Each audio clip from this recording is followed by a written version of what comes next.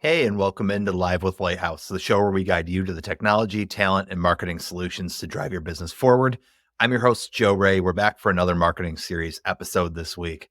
I hope you enjoyed our first episode in this series last week with Sam Keenley from Loxo. Go check it out. Great discussion on the concept of positioning and how he's approached that in his work. If you haven't watched it yet, highly recommend it. This week's episode, we have Lauren Molenda from Riveter Design. Lauren's done an incredible job shaping a culture there that really contributes to creative collaboration, best and highest level work. And she does it all with a real servant leader attitude. We're going to dive into some of the characteristics that help shape Riveter's employer brand and Lauren's personal brand and where those overlap and the benefits that come when it comes to things like talent attraction for Riveter. Hey, Lauren, how's it going today? Thanks so much for joining us on Live with Lighthouse. Hi, Joe. Thanks for having me. Really excited for our conversation today. We were chatting a little bit here before the show about personal branding as a company leader and what all goes into that. I really think this conversation is going to help a lot of people. So looking forward to it. Real quick off the top here, was wondering if you could just introduce yourself a little bit to the audience, who you are, what Riveter Design does, and what parts of your work inspire you the most. Absolutely. I'm Lauren Molenda. I co-own Riveter with Jordan Heggie. And my role here is super multifaceted, and even just like preparing for this and thinking about how to verbalize my role these days was super interesting to me. So I'll just jump right to like what parts of the work inspire me, because I think if you're in our ecosystem, Joe, you and I, Joe, hopefully you've heard of Riveter. We are a marketing firm, full service marketing agency. There's a couple things that are a little different about us, but I won't get into those yet. But my role in terms of what inspires me, kind of as an owner operator with still a little bit of like day-to-day, interaction with client work and things like that is really, and I really like isolated this only over the last probably like 6 months. So I'm excited to say it out loud for the first time, but is really the part of my job where we get to create new things. And I don't necessarily just mean like the work and the design work. We're particularly entrepreneurial in terms of things that we offer clients that might be a little different from other agencies. And Joe, it was funny because I was thinking that's actually how you and I met. It was through our Riveter Recruits offshoot, and meeting you through your lovely wife, who we connected with her current role. So like staffing, for example, or our fractional CMO program, for example, I really enjoy like what else do people need from us that we're not providing, or we could provide, or we're good at doing, and figuring out how to fold that into our services. So just kind of bringing that entrepreneurial mindset on a day-to-day basis. I love that part of my job. And then the second thing that I've been doing lately that I'm obsessed with, and I'm so excited to like hopefully start talking more about, is what I would classify as program creation. We work so much in the foundation and nonprofit space, and we have so many amazing grant-funded programs that our clients are being awarded. And they really started coming to us to say, okay, like we have this money, how can we make the most impact, in this community or with this audience? And so I've been spending a lot of my time recently really developing and sort of architecting marketing programs for organizations, training programs, mentorships programs, things like that. And I've felt like lit up in a way that I haven't in a really long time about something that I'm working on. So I'm excited to do more of that. And it's funny because when I look at these things that I'm telling you about, like, I don't know that those are like typical agency owner activities, but that's what I'm doing lately and what I'm excited about. And we're lucky to have an amazing team that is doing like all the other things so that I can sort of play in these new spaces. It's so inspiring, Lauren, to hear about some of the work that you're talking about there. And that's really curious too about the side of the business where you're helping nonprofits and businesses like that, where the storytelling aspect of marketing and branding is so important too. And that's got to be really exciting to be able to help them find that story and craft that and then shape that into ways that they can help more people. It is. And it's exciting to be able to amplify it. So typically those programs are, they're helping lots of businesses at the same time. So you could take, X amount of dollars and help one business, or, help them create a marketing plan or whatever the case is for one business, or you can do it times 8 or times 10. And so those are the things we're really working with our foundations and with our nonprofit clients and our funders and our grantees, is to figure out how to like make the most of those dollars and sort of teach as many people to fish as possible. Yeah, incredible way to make an impact, and excited to learn more about it and showcase some of the work that you do here as we're going through the show. Yeah, we're excited to share. We're getting close so soon. Yeah. A fun little icebreaker idea I had before we get into our main topic here, personal branding. Wondering if you have a favorite kind of like under the radar or counterintuitive marketing approach that you like to share with people. Counterintuitive marketing approach. Sure. I would say, and this kind of ties into the employer brand conversation that I think we're going to kind of head into, is to befriend, possibly even collaborate with your quote unquote competition. So Riveter is super, super collaborative with other agencies. I have really, really strong relationships with my peers, my agency owner peers. We're kind of all out here, trying to keep up, trying to service our clients and run our businesses. And those are like very real day-to-day things, but then also needing to be kind of on the edge of what's happening and moving forward. We are all not going to be good at everything all the time. So we need to play to each other's strengths. We need to look for areas of opportunity and improvement and say like, hey, they're better at this than us.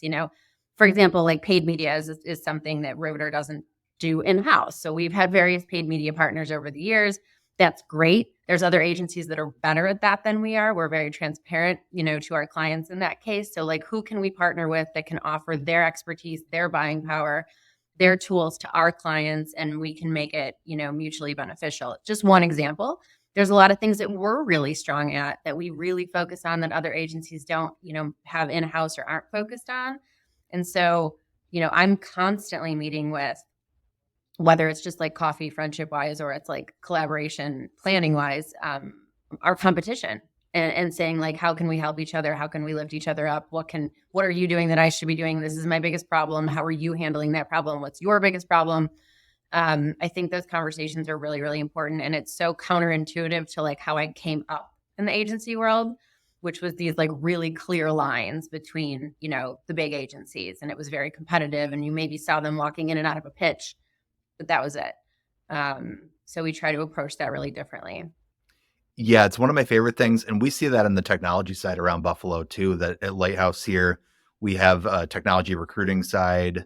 We have managed IT services for small, mid-sized businesses, but we don't cover the full gamut of everything that a business could possibly need to find success through technology. So we have a lot of partners and people who we know throughout the community that we're willing to make referrals, and knowing that community aspect is going to be a big part of it as well. And the referral thing specifically, like exactly, yeah, to be able to say like, you know what, I'm not the best at this piece. We could do it, but like these guys are going to be better. So you should give them a call and just have a conversation, and sort of having the comfort, the intellectual security to be able to do that is great. Yeah, the honesty and the confidence that, this business is going to get exactly what they need. And, that reputation that you build then when you make those types of referrals and when you have those types of conversations with people.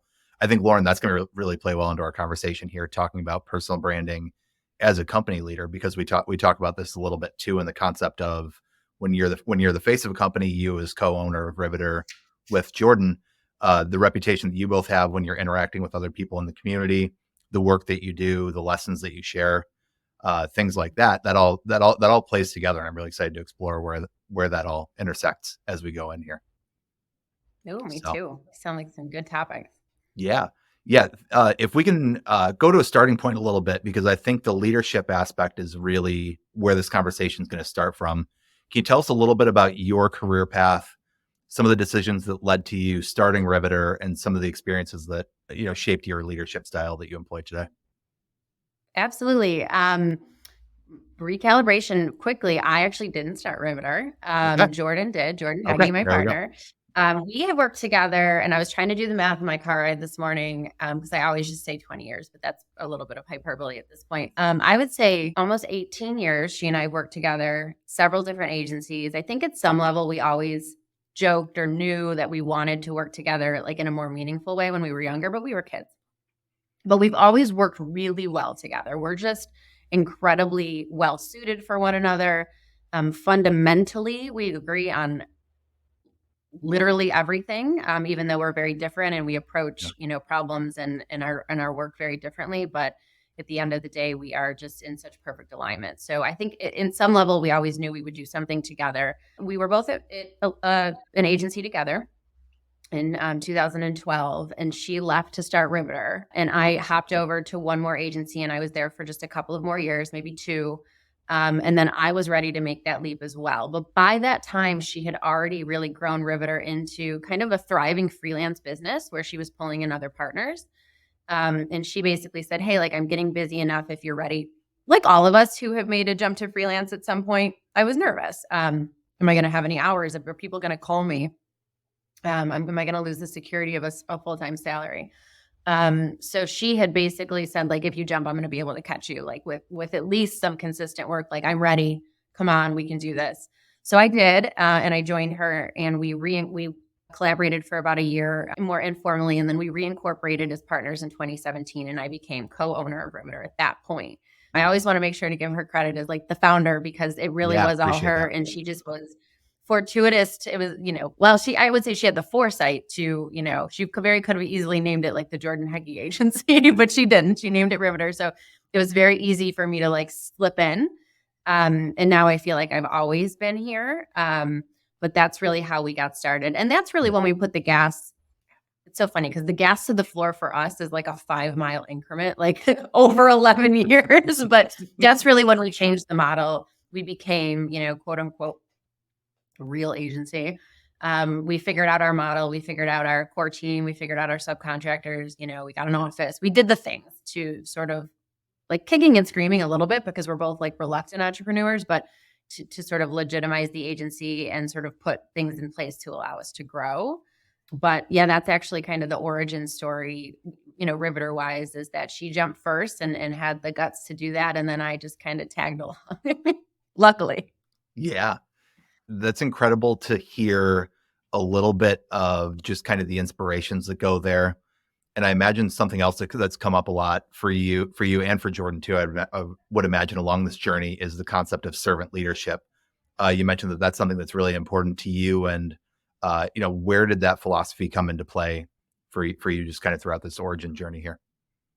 I would say more recently, like within the last 3 or 4 years, we've only had real employees at Riveter we're celebrating our first 5th year anniversary in April. Nice. So before that, it was really Jordan and I and a collection of freelancers, full-time freelancers that we would collaborate with. But we became employers, 5 years ago. And anyone who's done that, I think, has probably come on a journey of like, oh, wow, I'm doing everything wrong. What bosses or managers in the past do I want to emulate? Which ones do I want to avoid? But I think really the moment that and I love the phrase servant leadership, probably to the point where I overuse it lately. Where it really started to resonate with me is when we realized that when we built our company around our people, everything was better. Everything was better. Our team was happier. Our work was better. Everything felt less hard. The days felt happier. We have so few hard days now. Even when things are, there's days where things go wrong.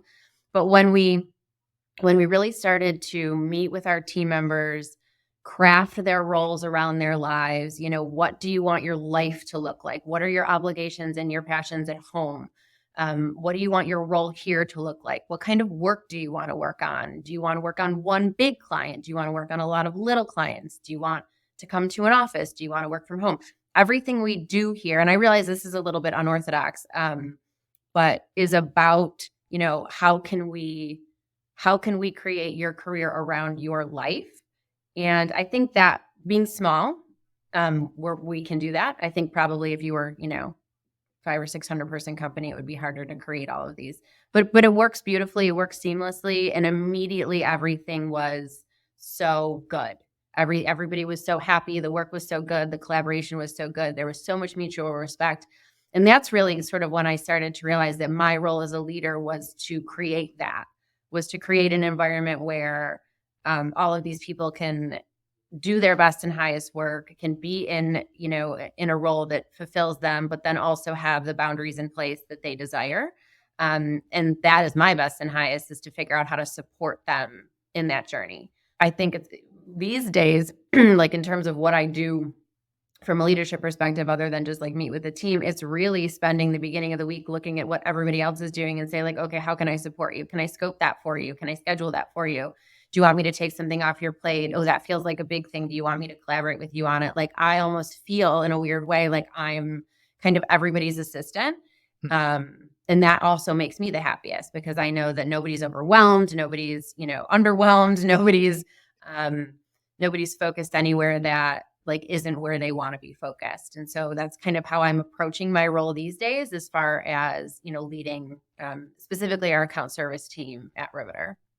Excellent. I love the philosophy there you mentioned of best and highest as well, and really having a bar that when people hear the name Riveter Design, when they see the work that you put out, that's when I look at the work that you put out, that's definitely what I see as well. Having known that and Thank having known you you. for a couple months here, but thinking about the work that goes into achieving that vision and what you just detailed there, all of the philosophy and shaping the work and shaping the roles to be able to make that happen was the best and highest philosophy really in the back of your mind there then too when you started looking to things like servant leadership, how you can help your team, how you structure your team? I think so. I think we did it sort of one at a time with our team Mhm. members. And, the first time that I sat down with a team member, I would say it was almost 2 years ago now. And she was doing incredible. I think at the time she was probably working a bit more than, we had agreed upon. And also we were continuing to grow. So we really sat down and had to make really some hard decisions. And I think that's the piece, like another piece in terms of servant leadership is like being really comfortable walking in and making hard decisions if they're right for your people. So for this particular team member, we were working this many hours, maybe we wanted to work this many hours. We were working diversified across, 4 or 5 clients, which was really hard to toggle Mhm. because they all, demanded a lot of, deep industry knowledge. And we were more excited to maybe focus on one large account, which I totally get because I've always been like kind of one large account kind of girl when I was day-to-day in account service. And so we had to sit down and go, okay, like, how do we make that transition? Like, we're going to pull these accounts, we're going to move them. Like, that's hard, that requires some client communication and making sure that they feel okay. But also at the end of the day, creating an environment for this person that is perfect for them is really the goal. So I think and then it worked. And like, it worked so well immediately. This person on our team was really good before, but is now just like in the stratosphere in terms of skill set and happiness at work. I like to think, and like nothing burned down. Clients were fine. We hired more people, and it was great. And so then I just kind of started to approach things in that way over and over in terms of, okay, now what do you need? And how do we create that? And okay, what do you need? And how do we create that? And then realizing that everybody needed something different and it was okay.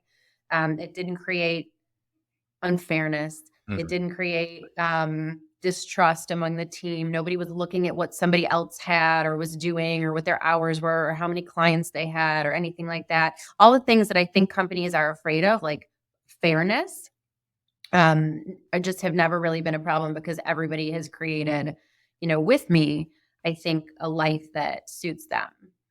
Nice. And everybody's really happy for everybody else. So I think once we started to see it working, it was really easy to buy into that mentality of like, okay, it doesn't need to be the same across the company. It doesn't need to always be standardized in terms of how we do everything. It can really just be about the person. Yeah, I'm really seeing a really cool picture come together here, Lauren, as we start to shift the conversation towards personal branding, but looking at the bigger picture here, the best and highest philosophy, the servant leadership approach of how can I help, some of the programs you're talking about with helping nonprofits with storytelling and marketing, and how can we create impact for the greatest number of people possible. There's so many different facets coming together here. And then I imagine as you're thinking about something like personal branding, and I know you mentioned before we hopped on here that this has been a helpful exercise for you to kind of refine some of your thoughts and look at Absolutely. look, Yeah. and look at how everything comes together there. How do you look at personal branding in the scope of all of those things? Because when we throw out the term personal branding, a lot of people start from the place of thinking about like thought leadership or creating content and things like that. But it really is a lot more than that. And curious what your thoughts are around that topic of personal branding. So specifically on like LinkedIn, we'll use that as an example. Like the notion of content creation feels really, for me, very inauthentic to like what I do and how I show up.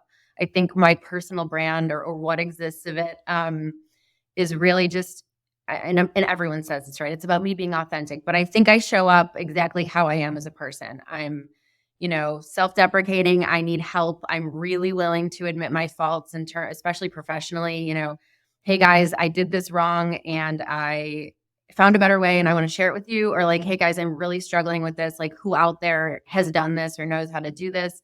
I personally use it to tell stories about my flaws and maybe how I fix those, or to ask for help, or to share things about the agency when I'm really proud of our team or our work. I don't use it so much as like a sales tool or like a greatest hits list, but that's just me. I'm probably even more humble from a content perspective, maybe than I am in real life, which I think is a little bit of like a 180 for maybe how many people use social or use LinkedIn, which is great. Like, it's a sales tool. People should advocate for themselves or promote themselves and promote their business. But I think that I'm just trying to put the same energy out there that people get in here, so they kind of know what to expect if they were to collaborate with us, or they were to hire us, or they were to come work here at some point, that they feel like it's, I'm the same person, that we're the same company, and that the culture is really aligned with like what we're communicating. Mhm. And that's the big picture there as well, that looking at a company and the values and the culture that make up something like that, each person really does play a big part in that, especially looking at Riveter. That's a small team. How many employees do you have now? We have 8 employees, Okay. like actual team members, on our payroll. It's very hard Mhm. to define here Yeah. because of our structure. I think everybody Yeah. knows that we have a combination of core team members, um, Mhm. and then we are really heavy in working with full-time freelancers and bringing them on as subcontractors. So I sent out 38 1099s in Mhm. January. So I would say, you know, um, somewhere between 8 and 50 is the right Yeah. answer in terms Yeah. of team members. We've grown exponentially. Like, even in the last 2 months, we've brought 5 really core freelancers on to our team that are working with us regularly, that are in the office, that we see all the time. So 8, but it feels like a lot more Yeah. sometimes. And like I said, currently we're growing really rapidly. But yeah, our structure is unique in terms of how many people we have here, because there's always people Mhm. around or using our office space or just sort of like hanging out and working or doing Riveter projects or doing other projects. We're really open to collaboration and just providing like literal space Mhm. at our office here for people to, get their work done. And that's an interesting topic too, of the people that you're choosing to bring in, whether they're full-time employees or they're contractors, freelancers, people who are supporting the business.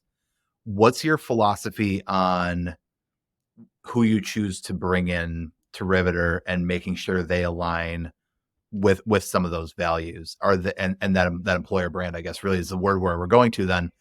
How do you kind of assess, this is the right type of person that we want to bring in and they're going to create the type of work that we want to do for our clients?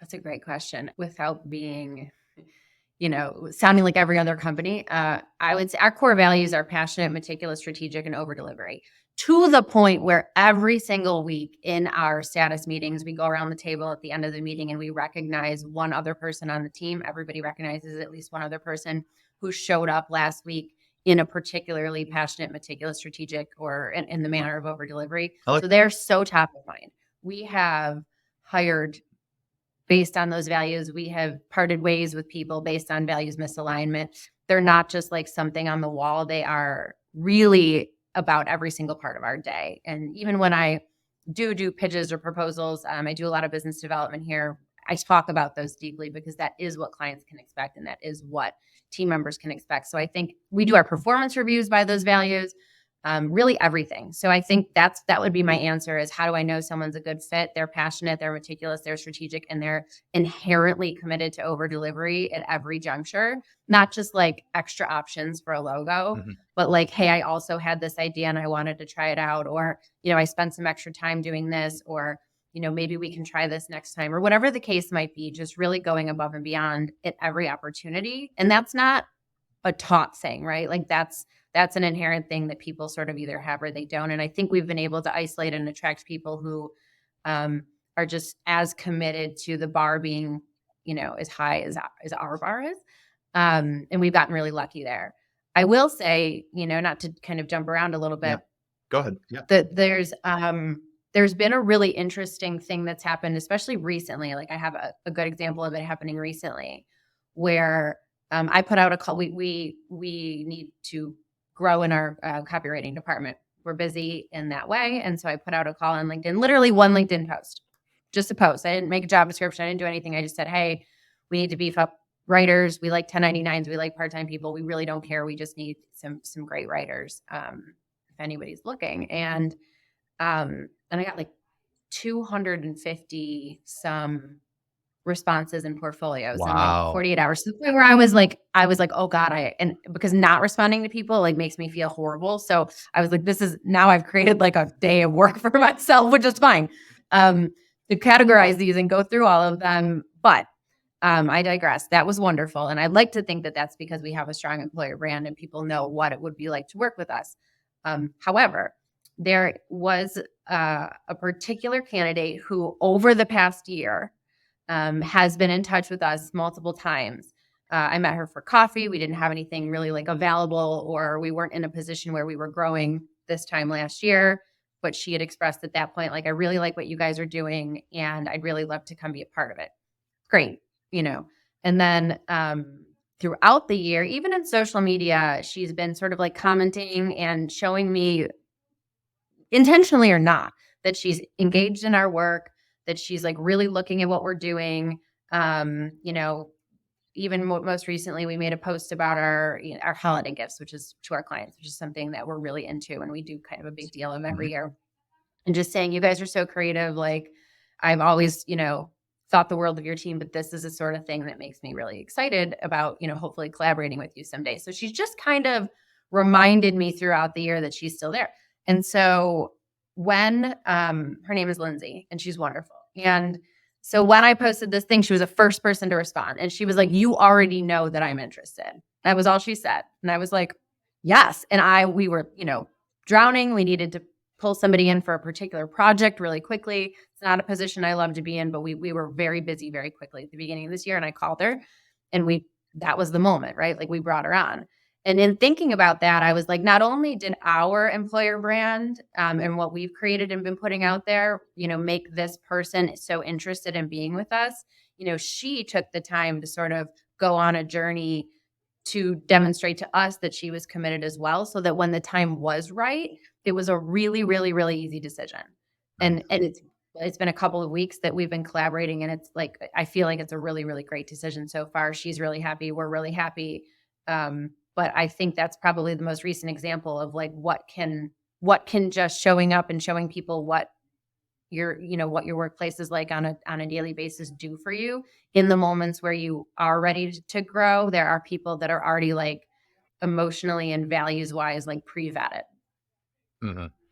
And the way you're able to get the alignment there, and first of all, that's an incredible story and just such proof in the pudding of what we're talking about here, of how when you're a company leader, what I'm seeing here, Lauren, is you and Jordan and everybody who helped build Riveter into what it is today, the values, the way you work, the standard you pursue has become ingrained, and there's a brand around that, and people recognize what Riveter is, the work that you all do. They become attracted to that. They want to find ways to work with you, right? This individual, Lindsay, had you in mind, really, stayed in touch.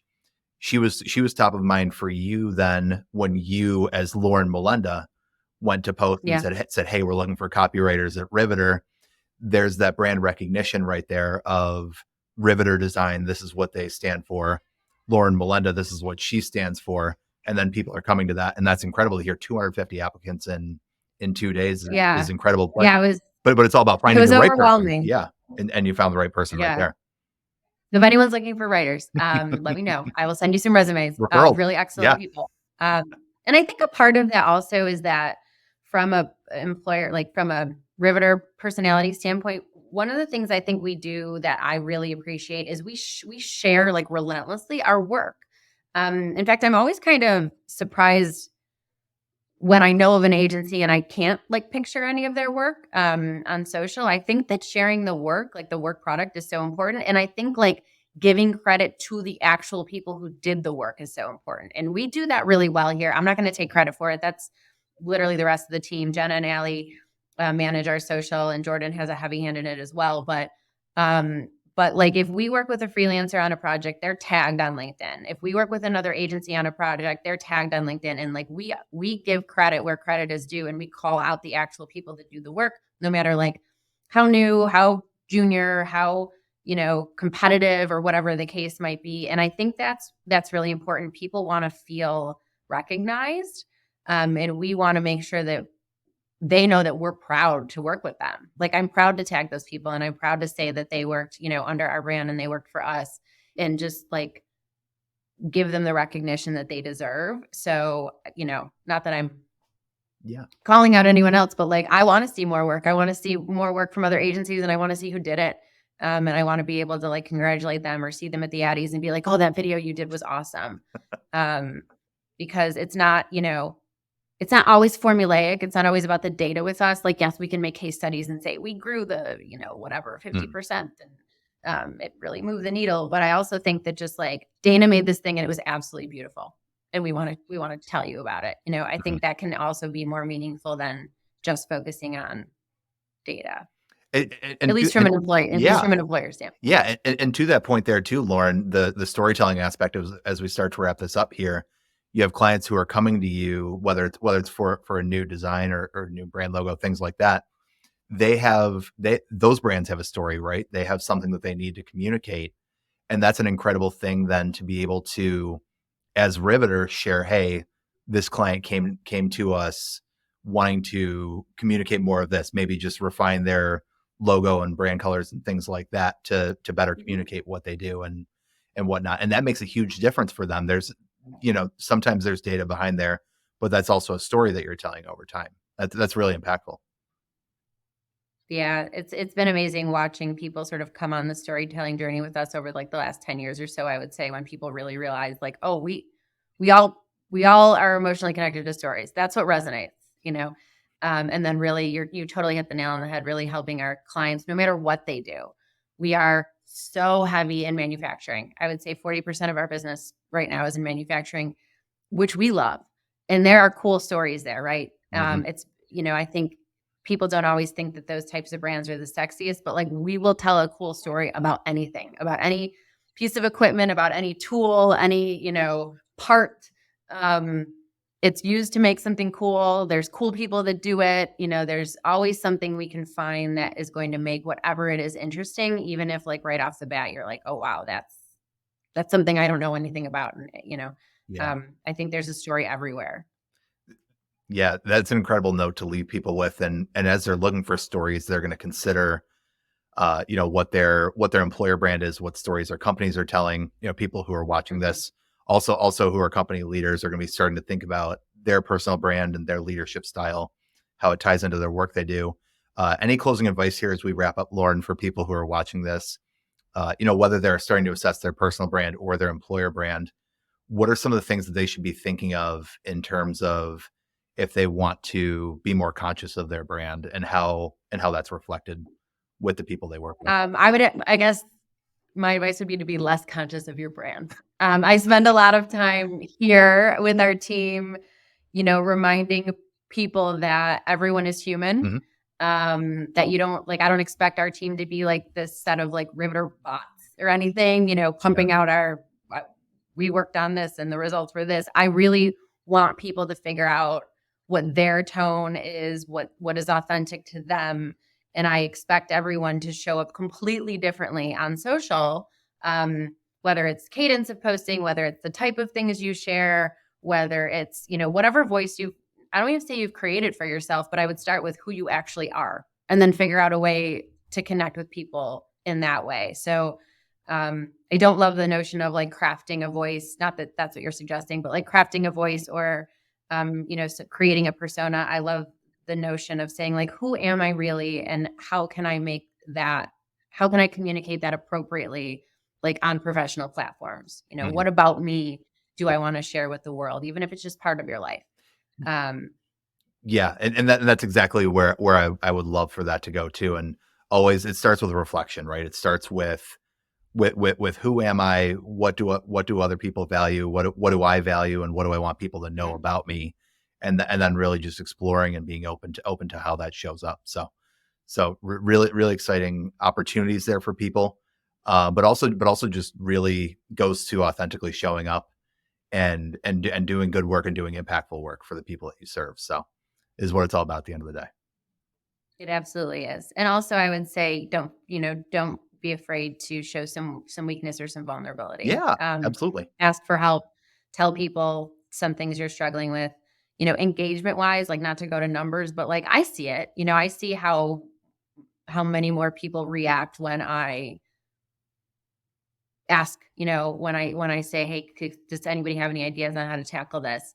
I think people are really, people really want to share advice, and their hearts are in the right place in terms of lifting others up. So I think giving them a chance to see some of that vulnerability and also to learn from other people is a great way to use those platforms. Incredible. Lauren, thank you so much. I think people are going to learn a ton from this conversation. I appreciate you taking the time to join us on Live with Lighthouse. Got one last question for you before I let you go here. In the spirit of Okay. one of our core values here, called Be a Lighthouse. Wanted to give you the opportunity to give a shout out to someone who's supported you or helped you learn something new lately. Okay. Somebody who's helped me learn something new recently, and in the spirit of everything we've talked about, is I want to give a shout out to Katie Krauzak from 19 Ideas. She is another agency owner. We have been working together on a couple of things lately, and from a peer mentorship perspective, and also just somebody else who's super committed to community and collaboration over competition. I really, really appreciate her and the way that she shows up for the industry and the way that she's shown up for me lately, and helping me learn and grow. So I would like to say, hey, Katie. Shout out to Katie. There we go. Lauren Molenda from Riveter Design. Thank you so much for joining Live with Lighthouse. Really appreciate the conversation today, and thanks for taking the time. Thank you, Joe. I appreciate you having me on. I hope you have a great day. Yeah, and if people want to connect with you or learn more about Riveter Design, where can they learn more? I mean, you can find me on LinkedIn, of all the platforms. That's where I hang out the most. And certainly you can visit us at riveterdesign.com, or you can email me at Lauren@riveterdesign. Excellent. Thanks, Lauren. Thanks everyone for tuning in. Thanks everyone for tuning into this week's Live with Lighthouse. I know I always have a great time talking to Lauren, and I really enjoyed this week's conversation. Hope you learned something new, and hope you've enjoyed these first two episodes within the marketing series, where we've talked about positioning and we've talked about branding, two really core aspects of marketing. And if you're ready to take more action on these, I'm really looking forward to next week's conversation, because we're talking about point of view, tone of voice, two things that are so core to how your business and your employees communicate, the value that you bring, the work that you do, who you are, and who you serve. Exene Paloma is VP of Brand Strategy and Success of Renowned Creative, and I'm very excited to have them on the podcast next week. Looking forward to it. Come back for episode 28. Thanks everyone for watching.